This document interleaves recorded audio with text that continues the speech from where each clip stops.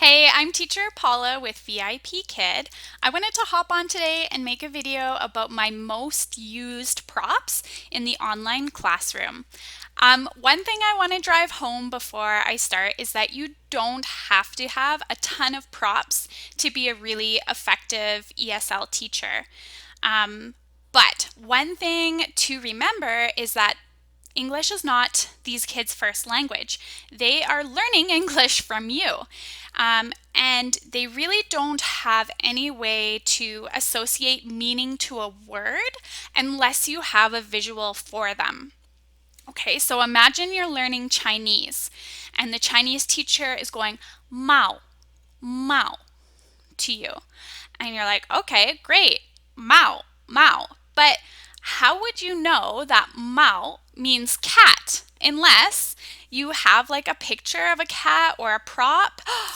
Mao, Mao, right? Oh, now I know that Mao is a cat. Okay, this is a snow leopard, but you get the idea, right?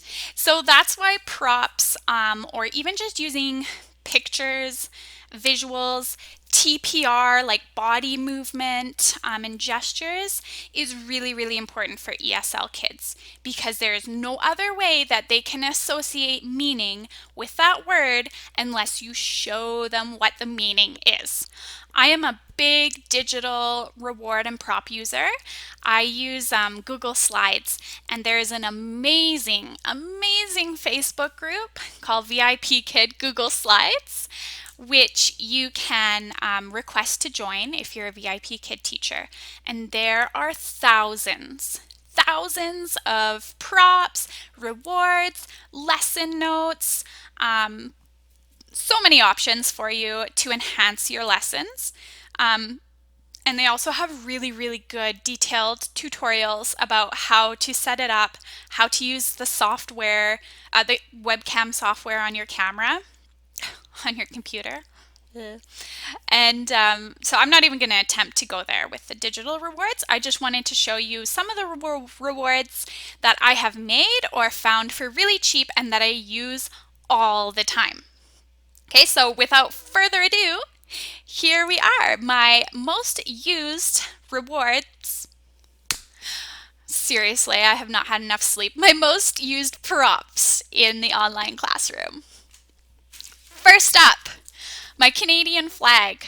I made this before I even started teaching. Construction paper, painted it on, and stuck it on a stick. I use this all the time with new students when I'm introducing where I am from. Or talking about flags and countries and all sorts of stuff. So I use it all the time. I'm from Canada. Canada! I don't need to show them where Canada is on a map. They know this symbol. They've seen it. So that is really great.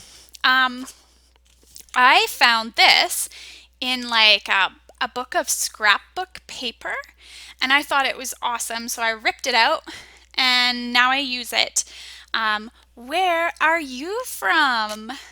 And I'm like, oh, China?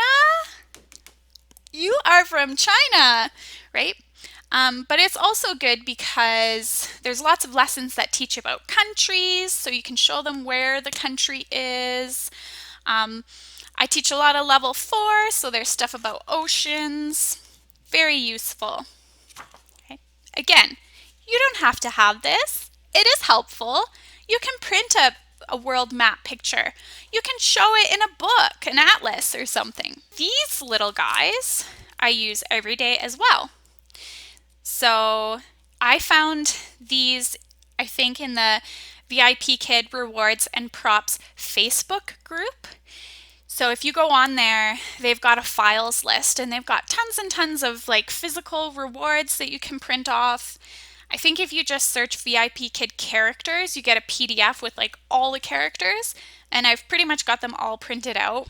But these guys like Meg, Mike, and Dino, I use every day. I printed them out, stuck them on a bamboo skewer, and covered them with packing tape. And these are almost 2 years old, and they are like in perfect condition. So I use them all the time. Okay, some other things that I have just made are these little guys. They're awesome for low levels, teaching them sentence structures. This is a, these are. And also a lot of my kids mix up this is, these are. So I can just like hold it up and right? And they can see, oh yeah, okay, these are, and then they make their sentence. Also, these are because there are 2 apples. And this is because there is 1 apple. Again, I printed them out. I bought some laminating paper from Dollarama, put them on skewers. Ding, ding, ding. They're really easy to use. This thing, I use it probably almost every single class. Because at the end of the lessons, there's always a slide that says, remember to do your homework. So if the kids are lower level or new, like homework, this is homework. Now they know what homework is, and I can remind them to do their homework. This is also very helpful in lessons 5, 6, and 11 when you're introducing the homework project for the unit and reminding them to do it. So, hey, remember, do your homework. When you have low-level students, you are teaching them letter names and letter sounds. And I think for ESL students, the difference between the names and the sounds can be a little confusing at first because does it sound like A or does it sound like ah? So I made this little guy. I stole the clip art, printed it out, stuck it on a skewer. So let's say I'm teaching P. P, P. And then I show them this. So now they're getting the idea that this thing is called P, but oh, it sounds like p. So I like this guy. He's visual and you don't really even have to say anything other than showing them this. Okay, another thing I just made is this little S because I have a lot of regulars who consistently drop the S at the end of third person verbs or plural nouns. And it drives me crazy because they know the rule, they can tell me the rule, taught them the grammar rule, but they just forget the S all the time. I don't know if they're being lazy or they're just forgetting. I don't know. So now I just like circle the word and hold it up and go, ah. And then they're like, oh yeah, bananas. And they like over exaggerate it because they think that's really hilarious. But it works. Backtracking to the letter sounds and letter names. Dun da da dun. Alphabet flashcards, they're upside down. But you can buy these for really, really cheap at the dollar store. You can also make them if you don't want to buy anything. But they're great. And they're fun too because I have too many. Because you can practice like words too. Rabbit. You know? So use those a lot. Also, this egg. No, I'm just kidding. But I'm kind of serious. I probably use this like every other day. I teach a lot of level 3 and for some reason there is a lot of egg laying in level 3. I've had this in my classroom for probably maybe 7 months. And I'm really terrified that one morning I'm going to drop it on the floor and it's going to stink and I'm going to like gag on screen. But it actually has been quite useful. And I'm kind of attached to this little egg now, so I don't want to get rid of it. But like also, what even happens inside an egg after it's been sitting out for like 6 months? I don't know. I'm scared. Anyways, never mind that. My most used props are whiteboards. You can buy them at the dollar store, Walmart. They're really cheap. They're great for doing like drawing rewards on. I have a few of them because I find that one is just not enough for lessons because I often present a few different ideas and I always want to have one for like blending 3-letter sounds that I use with my magnetic letters like in, gin. Just kidding. But they're great, and I think they're a must-have. This is a big magnetic whiteboard. It looks heavy, but it's very, very light. We just screwed it into the studs, and it works really well. It's magnetic, so I can print off stuff and stick these little sticky magnets on, and then things that I use all the time, boom, it's right there. I can just grab it and show it. Here we go. Plastic food. I use this or these so often. They're great for teaching colors, obviously for the food unit, asking kids, what do you like to eat? Do you like chicken? And they're fun. The kids really, really identify with these food toys. They think they're really fun. Again, I bought this entire bag of plastic food from Value Village for like $3. I teach a lot of level 3 and 4, and there's a lot of time telling in those lessons. So I just stole the clock off the wall, and it hasn't been on the wall since. And it's great because I can move the hands and what time is it now? Oh, what time is it now? So I use that quite a bit as well. Hand puppets.